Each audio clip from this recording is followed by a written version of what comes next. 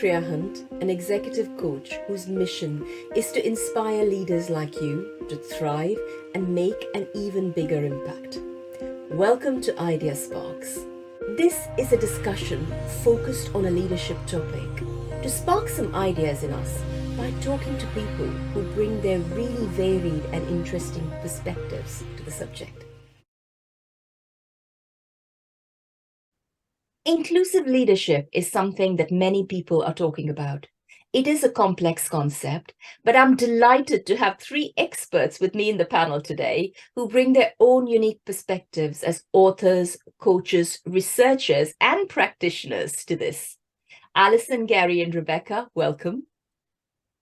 Alison, we met as part of the Climate Coaching Alliance, and I've had the privilege of working with you.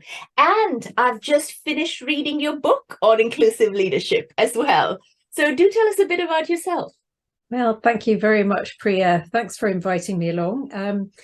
So I'll start by saying that I coach leaders and emerging leaders who are particularly people who want to live more purposefully, lead more inclusively and sustainably, really doing their part to address the environmental and social crises that we're in. I'm also a writer and facilitator, as you've pointed out, in terms of the writing. I had a long career in international journalism with Reuters and the Financial Times, and I've co-written 3 books, all about organizational and societal change. And this is the most recent one that you've mentioned, Indivisible. I've also been involved in diversity and inclusion, this whole field really, for more than 20 years now. And for 9 years, I worked with the conference board in Europe as the director of what's called the Council. It's like a network of senior peers all working or leading D&I in their organizations, in their business organizations. And I really enjoyed that too. So I'm delighted to be here. Thank you for the invitation. Welcome again.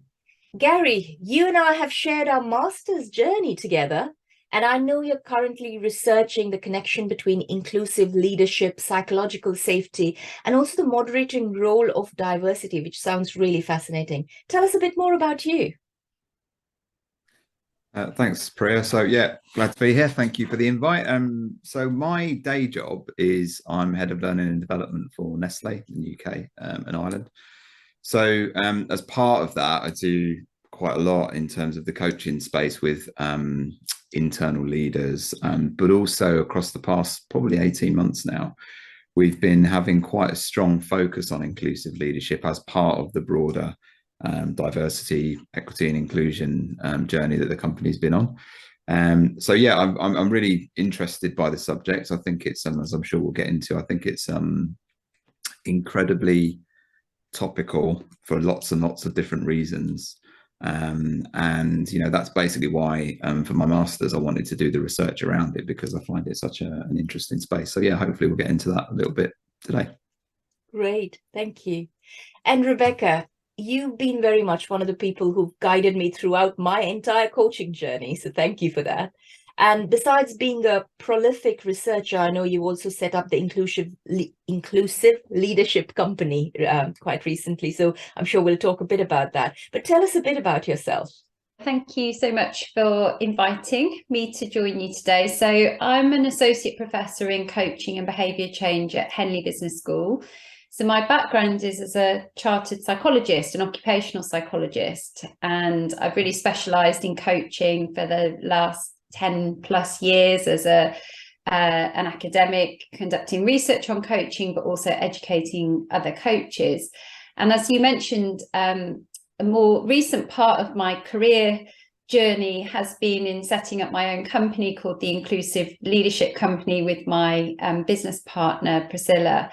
And this, I suppose, has stemmed from a passion for inclusion, and it's been something that's been there with me for a long time. And I think it is probably what drew me into coaching, strangely, because I really like the way in coaching that we can work with an individual to help support them achieve whatever it is that's important to them. And I think partly the work that we do around inclusion is about helping understand each unique individual and helping them to achieve what's important to them. And I suppose really recognizing that for some of us that's easier than others because of the systemic barriers and things that can get in the way. So I really see them as partners, coaching and inclusion, and I'm certainly finding that they benefit each other in the work that I do.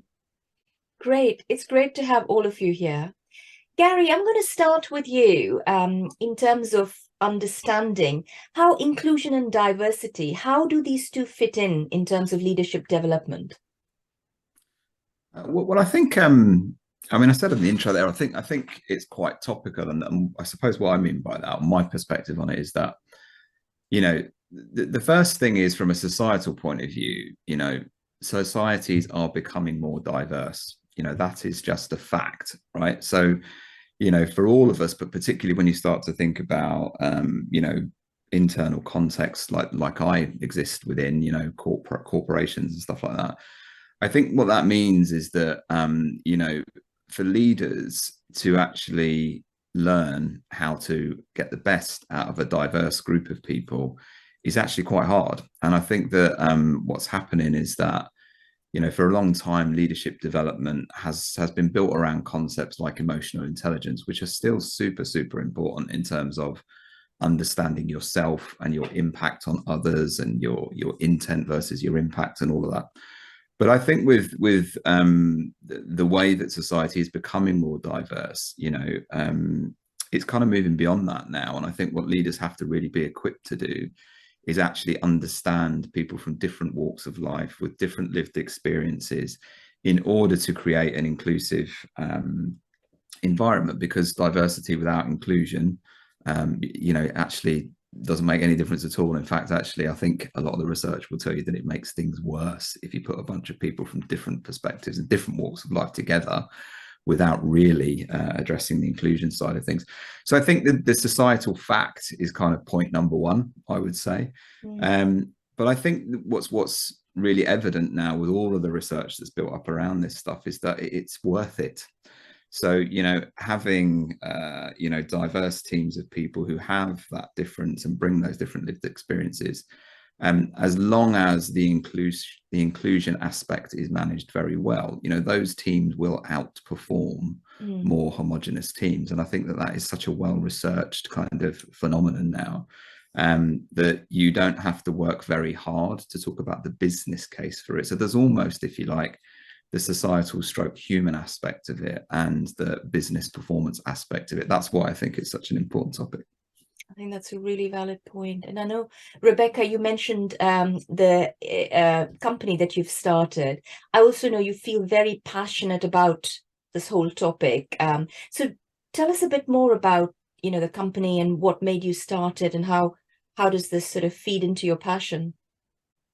I guess, I mean, on a very practical level, my now business partner invited me to come and join her in her business on inclusive leadership. So that's the very honest, practical reason why this started. But it wasn't a difficult decision for me, because the more that I thought about this and reflected on my own experiences, and as I mentioned, some of the reasons why I was drawn to coaching, I just saw such a clear alignment between inclusion and coaching, and I suppose the broader challenges around behaviour change. So some of the points that Garry just touched on there around when we have diversity without inclusion, it can actually create even more issues, unfortunately.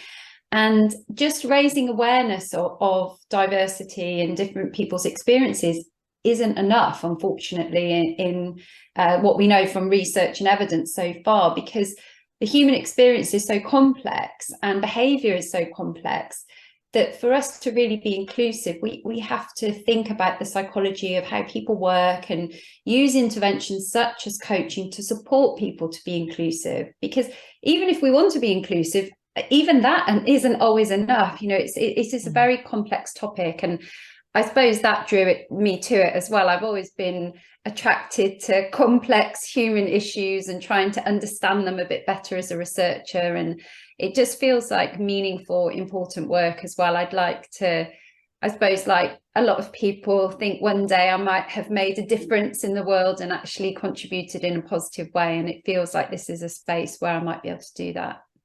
That's great.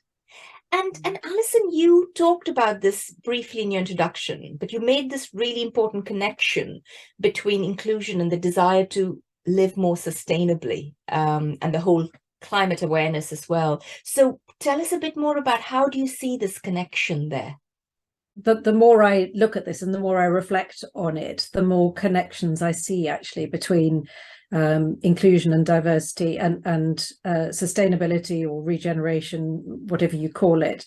And actually in our book, we talk about those two things as being the two pillars of successful organizations of the future, or of organizations that will sustain into the future.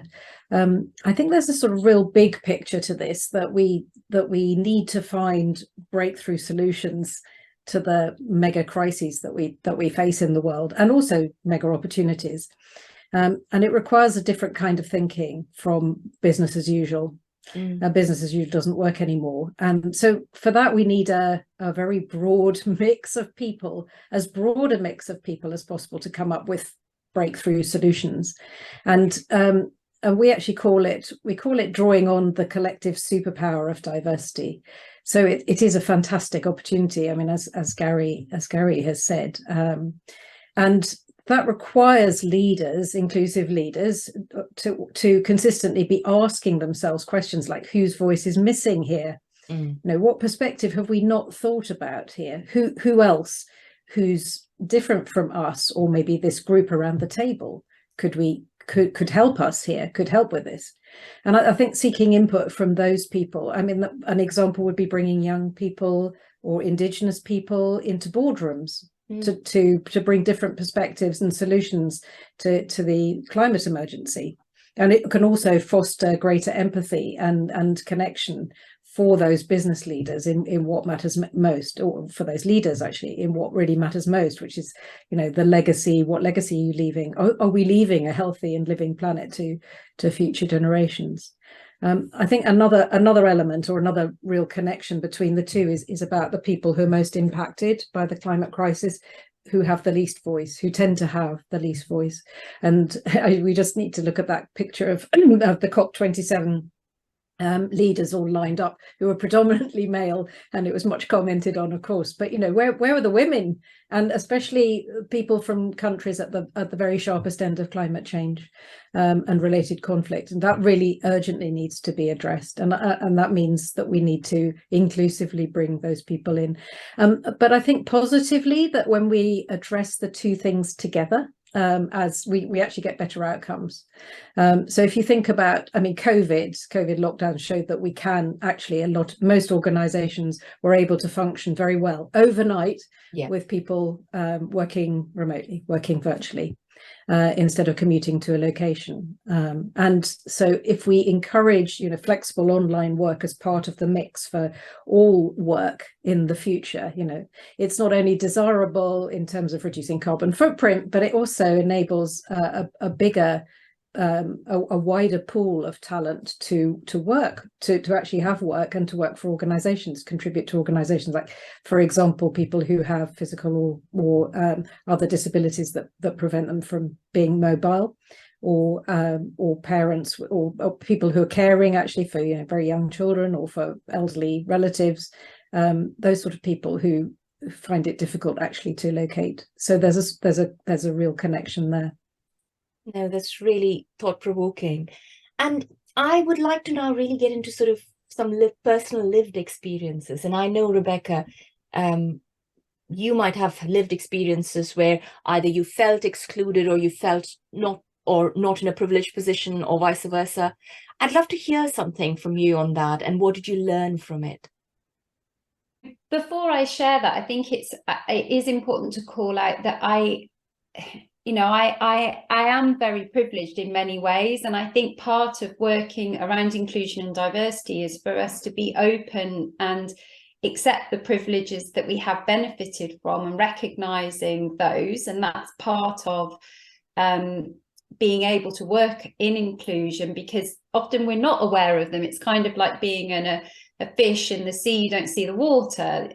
When we have a privilege, we don't often recognize it until we have one, we lose it perhaps, or we have a close experience with someone who hasn't had the same privileges. So in many ways, I have been very fortunate throughout my life, and it's been part of this journey working in inclusion that has really helped me recognize and appreciate and be grateful for those privileges. You know, we can't, I think there's sometimes I would say a misunderstanding when we talk about privilege, that it's about punishing people for privileges that they've had. And often we can't, you know, I can't change the color of my skin or the family I was born into, or my, you know, my childhood and the opportunities or lack of opportunities I've had there. But I can understand them and understand how they've shaped the person that I've been. So I think when I think back to my own lived experience, there is one example that really stands out for me of when I benefited from true inclusion. And I have told this story before, so apologies if anyone has heard it, but when I applied to do a PhD, I needed to secure a studentship to be able to afford to go and give up my job and study full time. And that was something that I really wanted to do, because I knew I would find it difficult to manage both, because I had a small son and I was heavily pregnant at the time. And because I was concerned that I might be judged as to whether I would be able to do a PhD managing a small baby and another child, I didn't tell anyone when I was applying for a PhD that I was pregnant at the time. Because I felt confident I could do it, but you know, I know that perhaps it might seem like I was taking on a lot to some people. So when I turned up for my interview for my PhD, I was very heavily pregnant. This huge big tummy would have arrived in the room, and my Paul, who then went on to be my supervisor, goodness knows what he thought, because I hadn't told him at all. He didn't know. I rocked up, this heavily pregnant woman sat there, talked about, yes, why I wanted to do this. And there wasn't one moment that he ever questioned that I couldn't do it. It just didn't come up in the conversation, because it wasn't an issue for me. And I felt like it wasn't an issue for him, because he believed in what I had to say. And I think that for me was really being valued for my uniqueness, in that it never was an issue for me. I was able to manage it, and I felt confident that I could, but I was also very concerned that I would be judged negatively, I suppose, and that might hinder my opportunities at being able to pursue my career. So I'm always very thankful for that PhD supervisor for giving me the chance, because I wouldn't be where I am now if it wasn't for him being inclusive.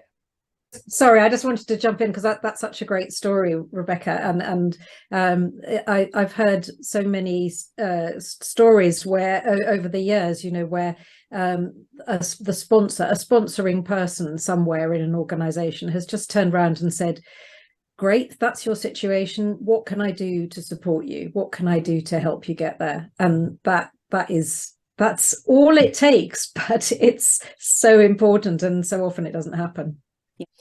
Garry, coming to you now, tell us a bit more about this research that you're doing. Well, the research actually does link a little bit to what we've been describing, because I think the reason, first of all, that I'm particularly interested in it is I think there's a lot of really great theoretical work in and around inclusive leadership, and I'll talk a bit about psychological safety, which I think is a big aspect of being inclusive, if you like.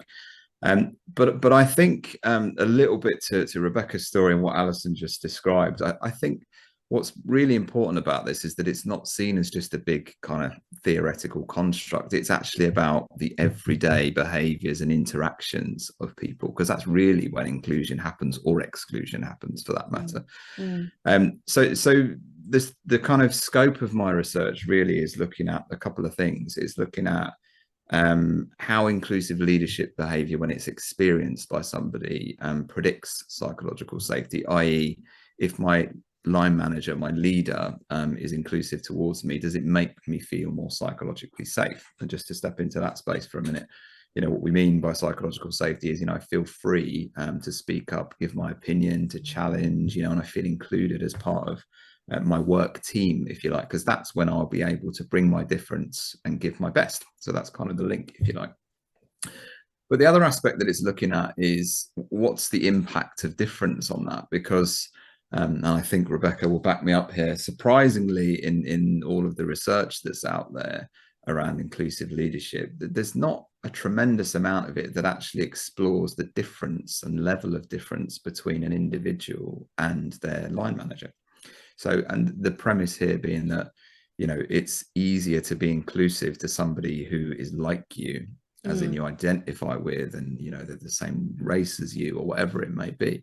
So the other aspect that it's exploring is, you know, if you perceive your line manager to be different to you, does that actually lessen your feelings of inclusivity and therefore psychological safety? And so the way that I'm exploring that is we're kind of recording how people feel around these constructs, and then actually recording also the levels of perceived difference, so that in the end, for example, you know, if I'm a black gay man in his 20s, how do I feel being led by a white middle-aged woman, for example? Is that difference? Does it actually, you know, lessen those feelings? And so the reason for that is, as I said, it's very much about understanding that difference, because I think coming back to the practical part of it, you know, certainly in the work that I do internally in big organizations, I think that exploring those concepts means that you can start to really think about, well, okay, if you are different, how can we practically start to address that? How can we look at things that will help you as a leader to be more inclusive and heighten that awareness? And then you're into, you know, interesting things around cultural awareness and stuff like that, which, as I said, you know, earlier on, I think starts to take you beyond just the emotional intelligence aspect of leadership development, if that makes sense. It's really interesting. And one of the aspects of all of this is how we communicate about it. And Alison, given your background in communication, you know, I'd love to know what you'd like to see people doing differently when they're talking about inclusion and diversity. Oh, so many things. Well, where to start? But I just wanted to say, Garry, that your research sounds really interesting. I hope you'll be able to share it, or, you know, share some parts of it, a summary with us, you know, when you've completed it. Yes, there are lots of things. I think one of them, I mean, again, Rebecca Steele, my co-author, and I talk about this in our book, which is about really stop confusing diversity and inclusion, or treating them as if they are one and the same thing. They are complementary, but they're different, and they're distinct, and we need to focus on both of them. We need strategies for both of them. Inclusion can't be just an afterthought, and I mean, as Garry said, how important it is. You know, diversity without inclusion is unfulfilled potential, and so I think that, you know, leaders often talk about, for example, how inclusive they are by citing the percentage of, say, women in senior management, or ethnic people in their workforce, or whatever. That isn't inclusion. That's diversity. That's representation of diverse people. So it doesn't tell you everything that you need to know about creating an inclusive environment in which everyone can thrive and participate and contribute fully, so that you actually get the best out of people. I think for leaders, it's really important to understand, you know, how can inclusion help us to better achieve our goals? And they may be business goals, they may be societal goals, or a mix of the two, but really understand that, and then talk about it relentlessly, talk about it consistently at every opportunity, so that people really get the message that you're serious about it, and that it is important for your organization to be inclusive. Otherwise it gets left out as an afterthought. And I think also that we should stop talking about these sort of huge populations of very diverse people as if they were all in the same box, based on, you know, perceived differences such as gender, or, you know, ethnicity, race, physical ability, sexual orientation, whatever it is.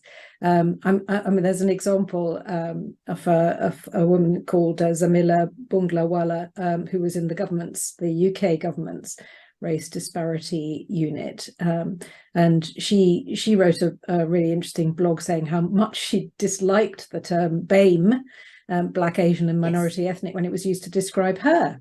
she said, like many ethnic minorities, I proudly refer to my specific ethnic identity. My background is Indian. So it's just so important that we treat people as individuals, as the individuals that they are, and their whole identities. And I think we should also, another thing that I think is can be problematic is just talking about inclusion as belonging.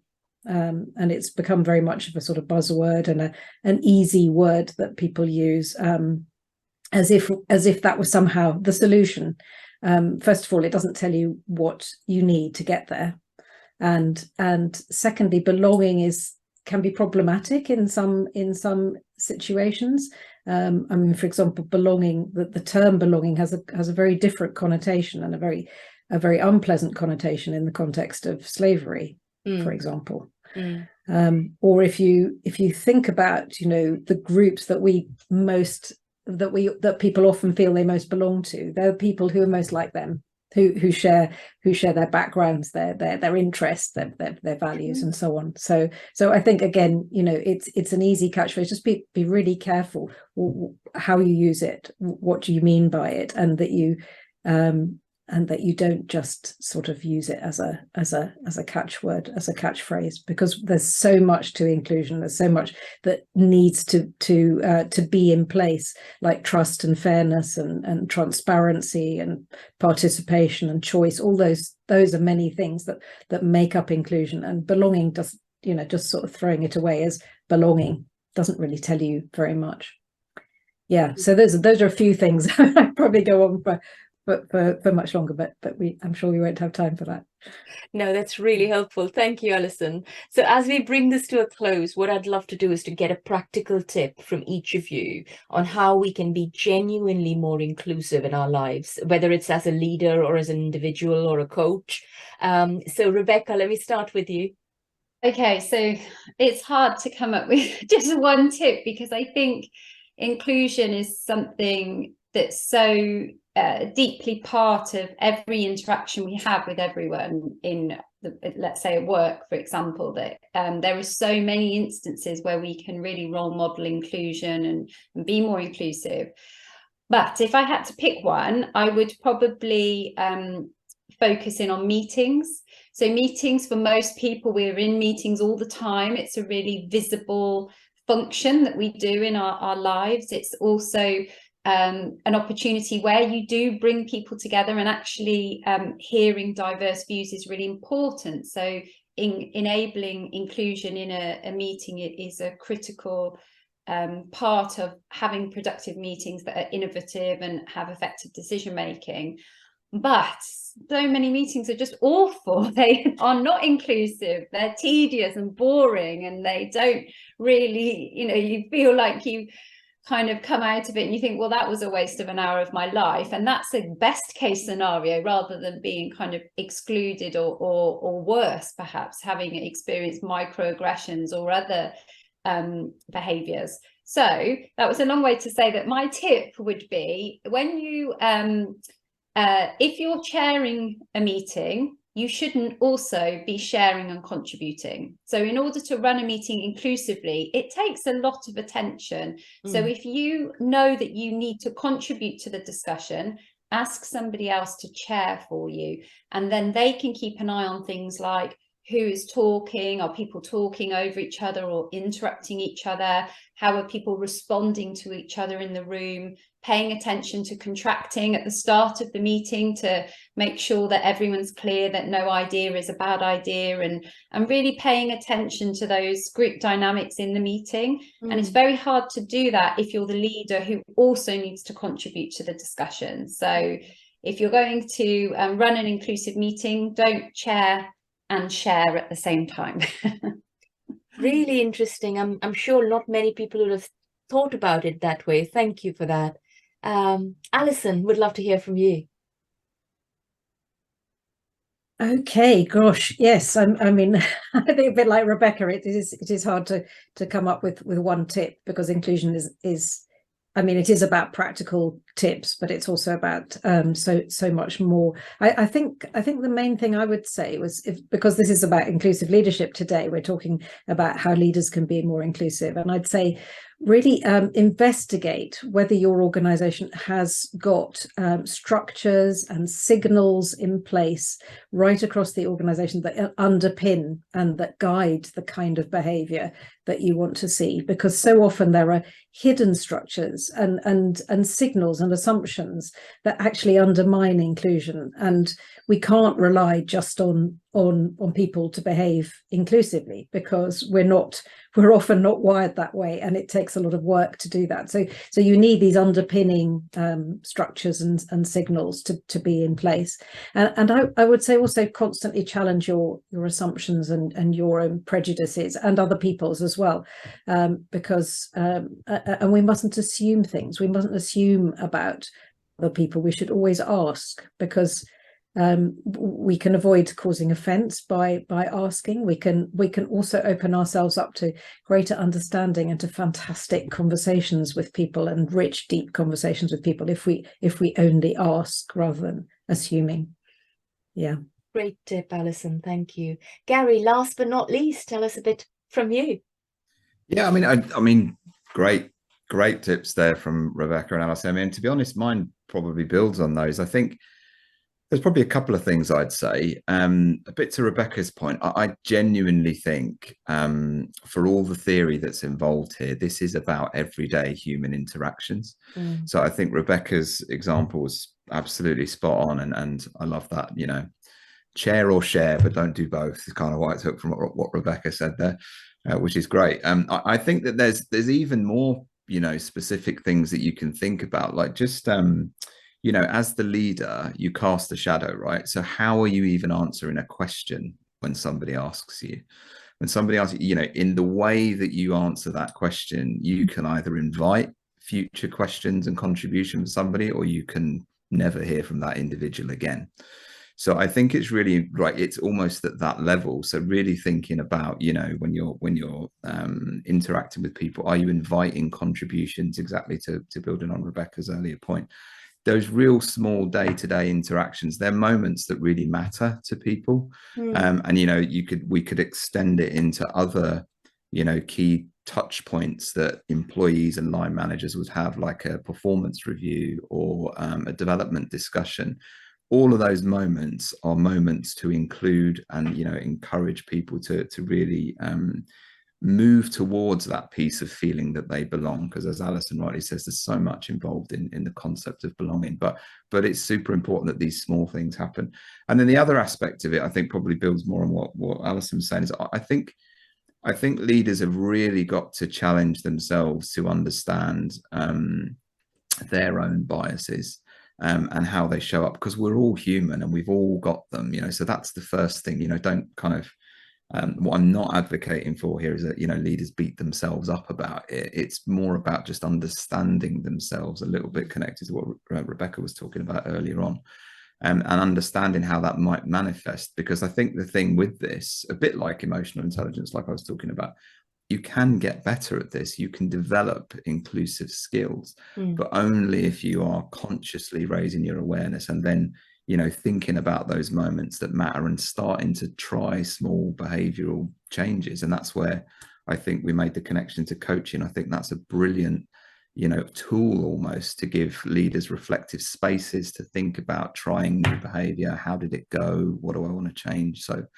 So a few things there, Priya, that I've thrown at you. Yeah, I just wanted to say how wonderfully this sort of brings us back to what Rebecca said at the beginning about coaching and inclusion being so sort of closely tied together, and the kind of questions that we ask as coaches where we don't know the answer to something, and we're really seeking, you know, enlightenment on the part of the person we're coaching, helping them to see things differently. That is also, you know, that's so related to inclusive, to what you were talking about, Garry, you know, how to ask people, how to engage people, but how to ask people questions in the right way, in an inclusive way.